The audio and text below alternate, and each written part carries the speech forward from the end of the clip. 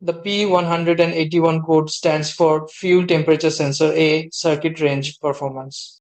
This means the fuel temperature sensor is sending incorrect readings to the vehicle's computer, PCM, ECM, which uses that data to adjust the air fuel ratio for efficient combustion.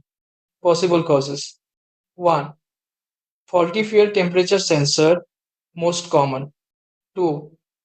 Wiring issues, short, open circuit, or blown fuse. 3. Bad electrical connection at the sensor or PCM. 4. Extremely cold weather below 20 degrees Celsius, 4 degrees Fahrenheit, temporarily triggering the code. How to diagnose and fix? 1. Locate the fuel temperature sensor, often built into the fuel pump, in tank, or near the fuel rail. 2. Test the sensor with a multimeter. Check resistance ohms at room temperature. Compare readings with manufacturer specs. If readings are way off, replace the sensor. 3. Inspect wiring and connectors.